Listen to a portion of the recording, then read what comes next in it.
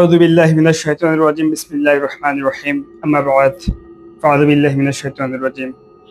আসসালামু আলাইকুম ওয়া রাহমাতুল্লাহি ওয়া বারাকাতুহু। আজকে আমি আপনাদের সাথে কোরআন মাজিদের আদেশ ও নিষেধ নিয়ে কয়েকটি কথা বলবো। এই বইটি অত্যন্ত চমৎকার। আপনারা চাইলে আপনাদের ব্যক্তিগত লাইফে এই বইটি পড়তে পারেন। আজকে আমি এই বইটির 165 নং পৃষ্ঠা থেকে কোরআন মাজিদের উল্লেখিত মুমিনদের বৈশিষ্ট্য সম্পর্কে আপনাদেরকে শোনাবো। আল্লাহ রাব্বুল আলামিন সূরা আল ইমরানের 102 নং আয়াত এবং 103 নং আয়াতে বলেন, হে মুমিনগণ,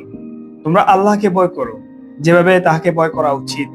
এবং তোমরা মুসলমান অবস্থায় না থেকে কখনো মৃত্যুবরণ করো না,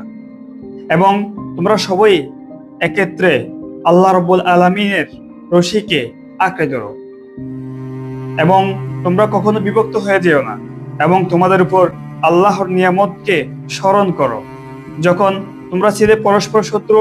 অতঃপর তিনি তোমাদের হৃদয় সমূহের মাঝে বন্ধন সৃষ্টি করে দিয়েছে, ফলে তার নিয়ামতে তোমরা ভাই ভাই হয়ে গেলা, এবং তোমরা ছিলে এক আগুনের গর্তের প্রান্তে, অতঃপর তিনি তা থেকে তোমাদেরকে রক্ষা করলেন। এভাবে আল্লাহ রাব্বুল আলামিন তোমাদের জন্য তার আয়াতসমূহ স্পষ্টভাবে বর্ণনা করেন যাতে তোমরা সঠিক পথ পেতে পারো। আল্লাহ রাব্বুল আলামিন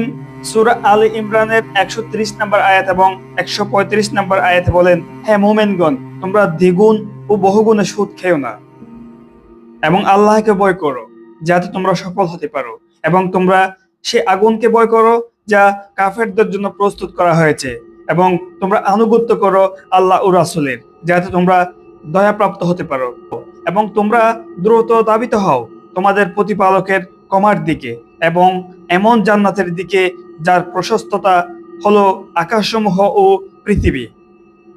যা প্রস্তুত করা হয়েছে মুত্তাকিদের জন্য,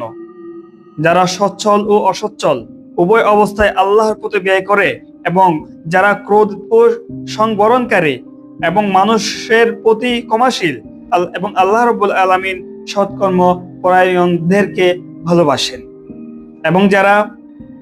যখন কোনো অশ্লীল কাজ করে অথবা নিজেদের প্রতি জুলুম করে তখন আল্লাহকে স্মরণ করে এবং তাদের অপরাধসমূহের কারণে ক্ষমা প্রার্থনা করে, আর আল্লাহ ছাড়া কে আছে অপরাধ ক্ষমা করবে, এবং তারা যা করেছে তাতে জেনে বুঝে অটল থাকে না। আল্লাহ রাব্বুল আলামিন এর উত্তরে বলেন সূরা আনআম এর 54 নম্বর আয়াতে, এবং যারা